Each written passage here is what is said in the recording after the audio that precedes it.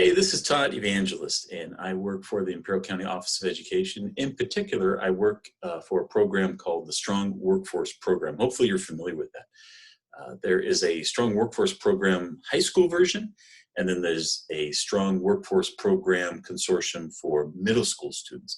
I know many of you, hopefully, from the middle school trainings that we had for the Building a Bridge to Your Future. If you remember this workbook for students and that training, we had a training over this past school year for all middle school teachers who were going to be using this curriculum in their schools. Unfortunately, obviously, this year looked a lot different than we thought it was going to look.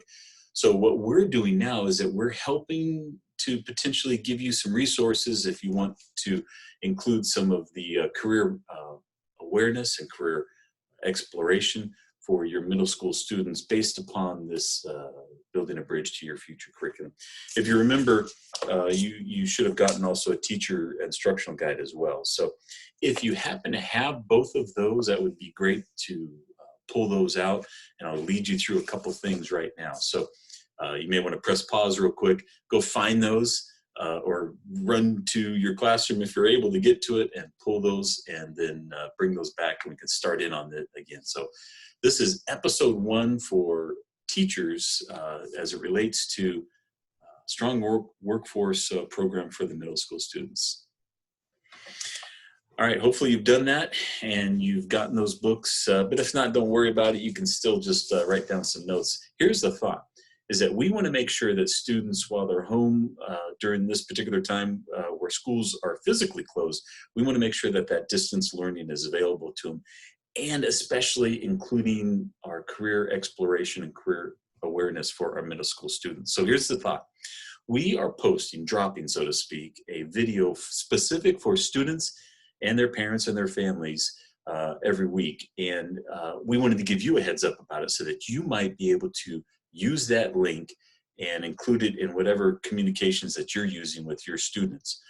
It'll post on our YouTube channel, and it'll post probably on our social medias. But really, the medium that we hope to connect with these students is through you as a teacher. So you probably are noticing this video because you got an email from me letting you know about it. In that email was likely another link to the video that we have for students that we would love for you to be able to share with your students as a resource to them. And it might be an easy way to kind of march through this Building a Bridge to Your Future. There's 12 chapters in there. We're probably not going to cover all 12, but I thought we would want to touch on a couple of things that are really important. The ones we touched on in episode 1 for the students is chapter 3 in this Building a Bridge to Your Future, specifically page 58. The concept there is we want students to begin to learn about career awareness and career exploration, but before they do any of that stuff, we believe that it's really important that they begin to know themselves. And so there's a great exercise in chapter 3 where they begin to visualize to themselves their 29-year-old self. And so that's what the exercise on the video, you can certainly check it out.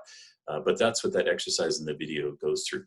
And if you have your instructional guide, that's going to be on page 4-3, 4-34. And it relates to page 58 in the workbook. And let me just read real quick for you what the learning objective is for that particular exercise. The students will imagine what a regular day in their lives will look like when they're 29 years old, essentially double what their age is now. They will begin the process of developing a quantitative vision for their future. And so the concept is we want them to go through a process where they think about what they're going to be doing as a 29-year-old.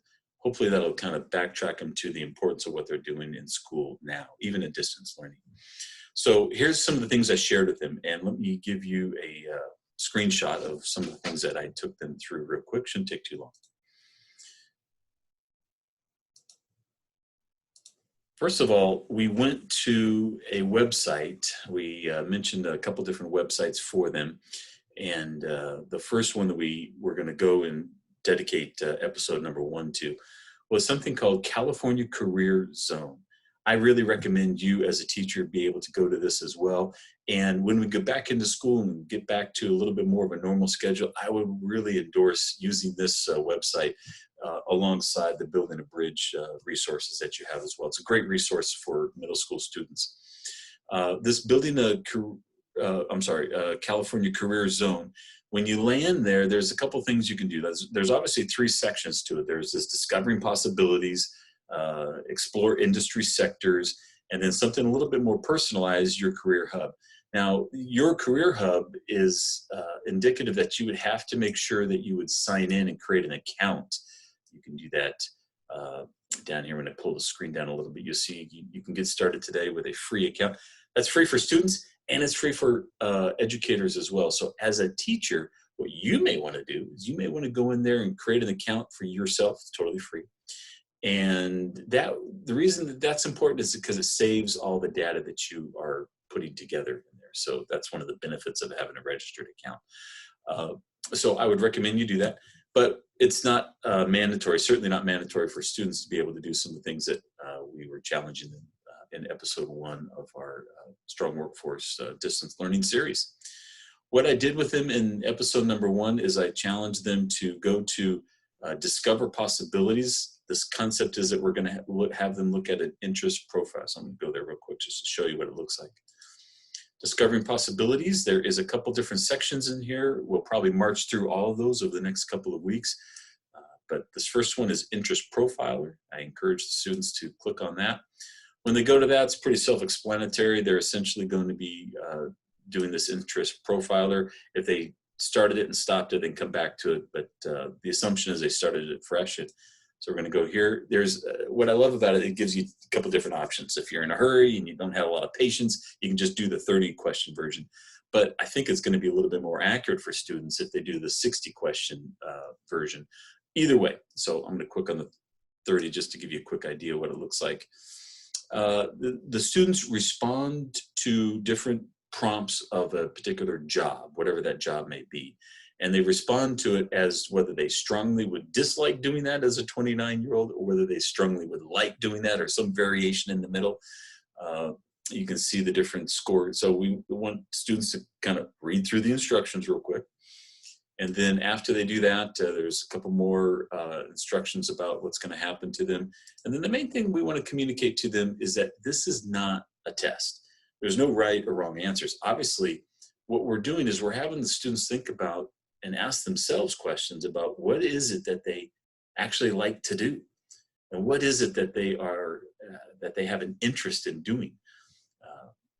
And so, as you can imagine, there's no wrong answers on that. And so, I think that's a levity for the students, is that they're not encumbered with something that they feel like they have to do or they have to get the right answer to.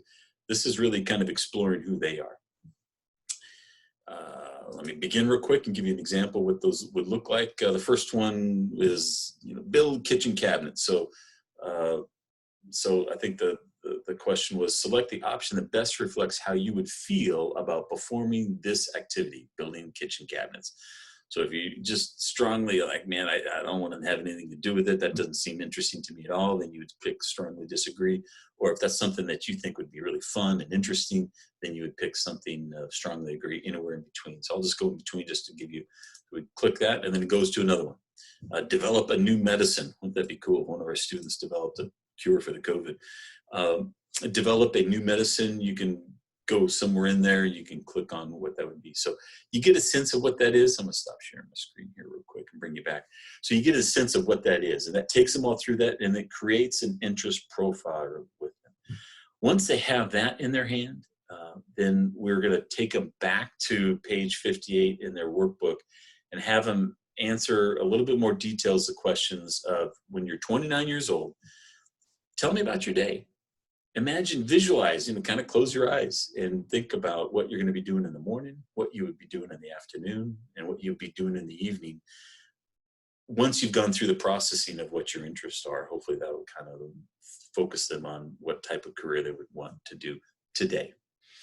So that essentially is what we have offered up to you. Hopefully it's a great resource that you could push out to students in whatever distance learning apparatus, Google Classroom, whatever you use in your classroom or your school district or your school is great. So if this is a helpful, we really hope it is.